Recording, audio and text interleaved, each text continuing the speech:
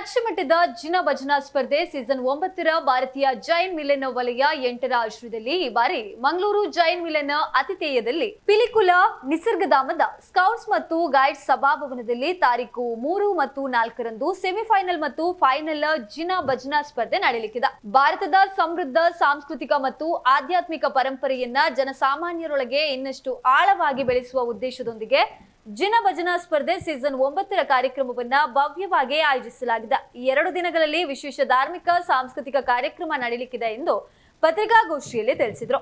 ಈ ಕಾರ್ಯಕ್ರಮದ ಮುಖ್ಯ ಉದ್ದೇಶ ಜೈನ ಧರ್ಮದ ತತ್ವ, ಅಹಿಂಸೆ, ಆತ್ಮಶುದ್ಧಿ ಹಾಗೂ ಭಕ್ತಿ ಮಾರ್ಗವನ್ನ ಸಂಗೀತ, ಭಜನೆ ಮತ್ತು ಸಾಂಸ್ಕೃತಿಕ ಅಭಿವ್ಯಕ್ತಿಗಳ ಮೂಲಕ ಜನತೆಗೆ ತಲುಪಿಸುವಂತಾಗಿದೆ. ಜೈನ ಸಂಪ್ರದಾಯದ ಗಣ್ಯ ಆಚಾರ್ಯರು, ಪೂಜ್ಯ ಸ್ವಾಮೀಜಿಗಳ ಆಶೀರ್ವಚನ ಹಾಗೇನೆ ಸಮಾಜದ ಹಿರಿಯ ಪ್ರಮುಖ ಗಣ್ಯರು ಕಾರ್ಯಕ್ರಮಕ್ಕೆ ಆಗಮಿಸಿ ದಿವ್ಯ ಸಾನ್ನಿಧ್ಯ ವಹಿಸಲಿದ್ದಾರೆ. ಕಾರ್ಯಕ್ರಮದಲ್ಲಿ ಭಕ್ತಿ ಸಂಗೀತ, ಜಿನ ಭಜನೆಗಳು, ಶಾಸ್ತ್ರೀಯ ಹಾಗೂ ಸಮಕಾಲೀನ ಸಂಗೀತ ಪ್ರಸ್ತುತಿಗಳು ಹಾಗೂ ಪ್ರೇರಣಾದಾಯಕ ಸಂದೇಶಗಳ ಮೂಲಕ ಎಲ್ಲಾ ವಯೋಮಾನದ ಜನರಿಗೂ ಆಧ್ಯಾತ್ಮಿಕ ಅನುಭವವನ್ನ ನೀಡಲಿದೆ.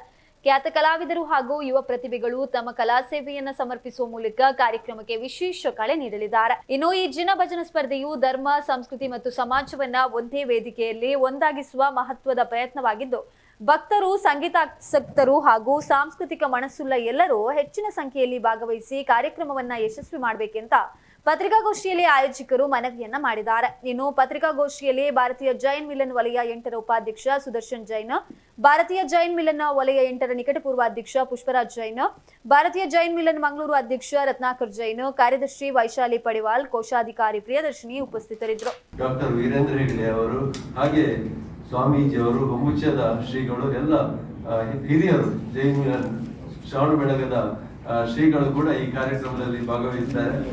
ಈ ಕಾರ್ಯಕ್ರಮದ ಬಗ್ಗೆ ವಿವರವಾಗಿ ನಮ್ಮ ವಲಯದ ಉಪಾಧ್ಯಕ್ಷ ಆತ್ಮೀಯ ಪತ್ರಿಕಾ ಹಾಗೂ ಮಾಧ್ಯಮದ ಮಿತ್ರರನ್ನು ಮತ್ತೊಮ್ಮೆ ಸ್ವಾಗತಿಸ್ತಾ, ಈಗಾಗಲೇ ಭಾರತೀಯ ಜೈನ್ ಮಿಲನ್ ಗೊತ್ತಿದ್ದ ಹಾಗೆ ರಾಷ್ಟ್ರೀಯ ಮಾತ್ರವಲ್ಲ ಅಂತಾರಾಷ್ಟ್ರೀಯ ಮಟ್ಟದ ಜೈನ್ ಸಮಾಜದ ಒಂದು ಸಂಘಟನೆ ಅಂತೇಳಿ ತಪ್ಪಾಗಲಿಕ್ಕಿಲ್ಲ. ಬಹುಶಃ ಇದರಲ್ಲಿ ಕರ್ನಾಟಕ ರಾಜ್ಯದಲ್ಲಿ ಇದ್ರೂ ಕೂಡ ಆ 7 ಡಿವಿಷನ್ಗಳಿವೆ. ಮಂಗಳೂರು ಡಿವಿಷನ್, ಮಂಗಳೂರು ಮತ್ತು ಉಡುಪಿ ಸೇರಿದೆ, ಮಲ್ನಾಡ್ ಡಿವಿಷನ್, ಧಾರವಾಡ, ಮೈಸೂರು, ಬೆಂಗಳೂರು ಹಾಗೂ ಜಮ್ಮು. ಯಕ್ಷಯಕ್ಷರು ಜೈನ ಬಸದಿಗಳ ಬಗ್ಗೆ, ಮುನಿಗಳ ಬಗ್ಗೆ ಇದ್ದ ಭಜನೆಗಳು ಮಾತ್ರ. ಸಿನಿಮಾ ರಾಗತ್ತಕ್ಕೆ ಅವಕಾಶ ಇಲ್ಲ. ಅದನ್ನು ಸುಮಾರು 5 ನಿಮಿಷಗಳ ಕಾಲ ಅವರಿಗೆ ಅವಕಾಶ ಇರ್ತದೆ. ಇದು ಜಿನ ಭಜನ ಸ್ಪರ್ಧೆ ಆಗಿರ್ತದೆ. ಸುಮಾರು 95 ತಂಡಗಳು ನಾವು ಮಂಗಳೂರಲ್ಲಿ ಮಾಡುವಾಗ ಸೀನಿಯರ್ ವಿಭಾಗ ಬೇರೆ, ಜೂನಿಯರ್ ವಿಭಾಗದಲ್ಲಿ ಬೇರೆ ಬೇರೆ ಮಾಡಿದ್ದೆವು. ಈ ಬಾಹುಬಲಿ ಸ್ವಾಮಿಗೆ ಮಹಾಮಸ್ತಕಾಭಿಷೇಕ ಪ್ರಥಮ ಚಾಮುಂಡರಾಯ ಮಾಡಿದಾಗ ಏನು ಹಾಲು ಕೆಳಗಿನವರೆ ಬಂದಿಲ್ವ, ಆ ಸಂದರ್ಭದಲ್ಲಿ ಗುಳ್ಳಕಾಜ್ಯ ರೂಪದಲ್ಲಿ ಯಕ್ಷಿ ಜೈನ ಧರ್ಮ ಕಥೆ ಪ್ರಕಾರ ಒಂದು ಚೆಂಬಲ್ಲಿ ಹಾಲಿಟ್ಕೊಂಡು ಬಂದು ಸುರಿದಾಗ ಅದು ಕಾಲಿನವರೆಗೆ ಹಾಲು ಸುರಿಯುತ್ತದೆ. ಅಂದ್ರೆ ಯಾವುದೇ ಚಾಮುಂಡರಾಯನಿಗೆ ಅಹಂಕಾರ ಇರಬಾರ್ದು, ಎಲ್ಲರೂ ಒಂದೇ ರೀತಿಯ ಕಥೆ ಇದೆ. ಆ ಕಥೆಯ ರೂಪಕವನ್ನು ಇವತ್ತು ವಿಶೇಷವಾಗಿ ನಡೆಯಲಿಕ್ಕಿದೆ.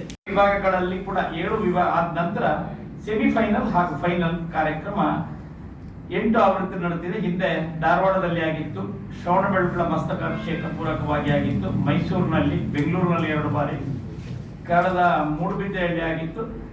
ಹಿಂದಿನ ಬಾರಿ ಅಭಿಷೇಕ ವೇಣೂರು ಸಂದರ್ಭದಲ್ಲಿ ಕಾರ್ಕಳದಲ್ಲಿ ರಾಜ್ಯ ಮಟ್ಟ ಜಿನ ಭಜನೆ. ಅಂತೂ ನಮ್ಮ ವಿಭಾಗದಲ್ಲಿ ಇದು 3ನೇ ಬಾರಿ ಮಂಗಳೂರು ವಿಭಾಗದಲ್ಲಿ ರಾಜ್ಯ ಮಟ್ಟದ ಜಿನ ಭಜನೆ ನಡೀತಾ ಇದೆ.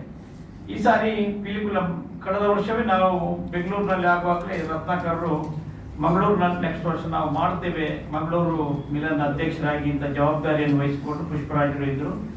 ಆ ರೀತಿಯಾಗಿ ಜನವರಿ ತಿಂಗಳ ಪ್ರಥಮ ವಾರದಲ್ಲಿ ಯಾವಾಗ ನಡೀತದೆ 3 ಮತ್ತು 4ರಲ್ಲಿ ಈ ಸಾರಿ ಪಿಲಿಕುಲದ ವಿಶಾಲವಾದ ಸ್ಕೌಟ್ ಗೈಡ್ ಒಳ್ಳೆ ಸುಂದರವಾದ ವಾತಾವರಣದಲ್ಲಿ ನಡೆಯಲಿಕ್ಕಿದೆ. 3ನೇ ತಾರೀಕು ಸೆಮಿಫೈನಲ್ ನಡೆಯಲಿಕ್ಕಿದೆ. ಎಲ್ಲ ಸುಮಾರು 55ರಿಂದ 60 ತಂಡಗಳು ಈ ಒಂದು ಸೆಮಿಫೈನಲ್ ಭಾಗವಹಿಸಿವೆ.